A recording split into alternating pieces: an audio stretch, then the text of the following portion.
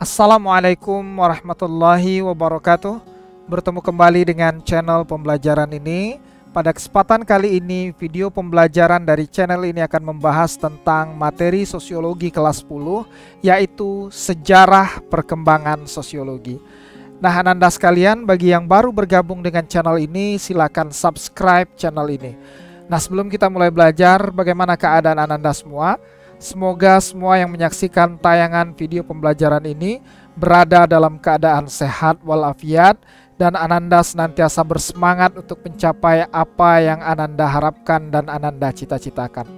Nah, sesuai dengan tema yang sudah disampaikan tadi bahwa pada kesempatan kali ini kita akan membahas tentang sejarah perkembangan sosiologi, di mana sejarah perkembangan sosiologi ini merupakan salah satu indikator dari KD 3.1 atau KD yang pertama untuk siswa kelas 10, yaitu fungsi sosiologi untuk mengenali gejala sosial di masyarakat.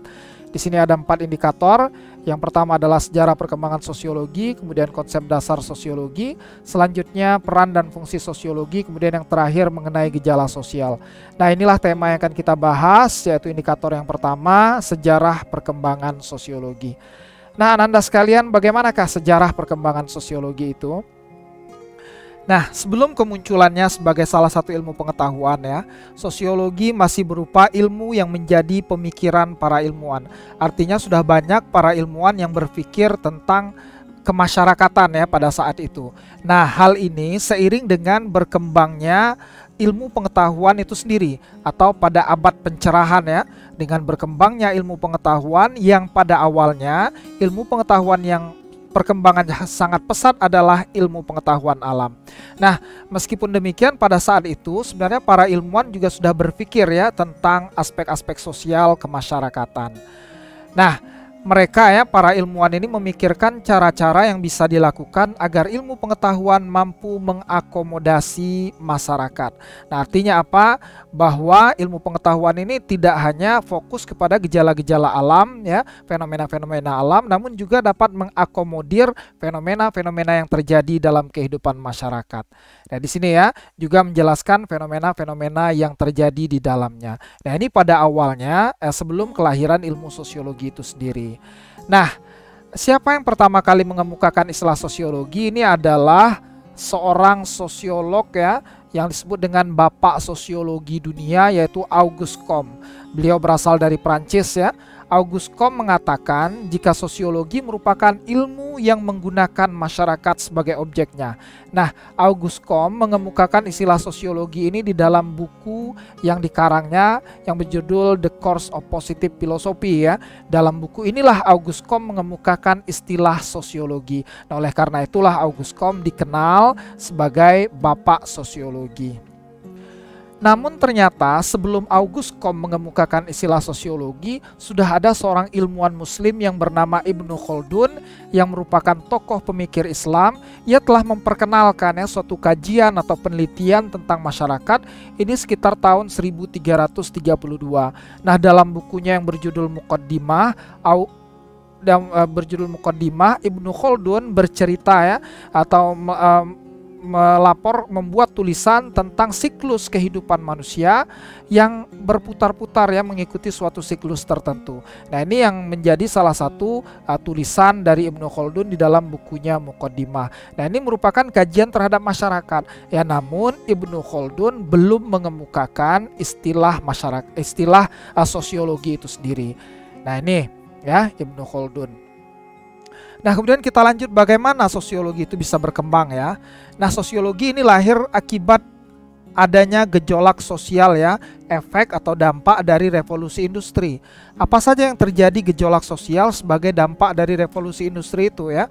Yang pertama adalah terjadinya eksploitasi tenaga kerja ya, dengan lahirnya kelompok masyarakat borjuis dan juga kelompok masyarakat kapitalis ya. Ada para pemilik modal dan ada orang-orang yang bekerja kepada para kapitalis tersebut.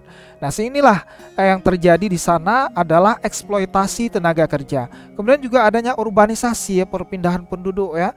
Pindahan penduduk. Nah, inilah gejolak-gejolak sosial yang terjadi sebagai dampak dari revolusi industri. Nah, ini mengakibatkan ya dunia ini bergejolak ya, dan dibutuhkan suatu peranan ilmu pengetahuan untuk memberikan pengamatan serta pengalaman kepada masyarakat. Untuk mengamati fenomena tersebut tentu dibutuhkan suatu kajian ya, suatu kajian ilmu pengetahuan. Nah, kemudian inilah yang dikemas dalam rancangan ilmu sosiologi. Nah, ini pada awalnya seperti ini sebagai dampak dari revolusi industri. Nah, kemudian aspek yang kedua adalah terjadinya revolusi Prancis ya, di mana pada tahun 1798 revolusi Prancis ini menimbulkan banyak kekhawatiran di tengah-tengah masyarakat dengan adanya persamaan hak ya, persamaan kedudukan, maka tidak ada lagi golongan bangsawan yang dipuja-puja ya. Nah, akibatnya apa? Terjadilah banyak sekali perubahan-perubahan sosial yang mengkhawatirkan di tengah kehidupan masyarakat.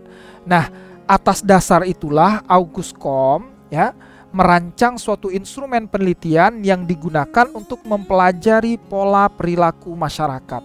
Ya, bagaimana dampak atau kehidupan masyarakat setelah terjadinya dua revolusi besar itu.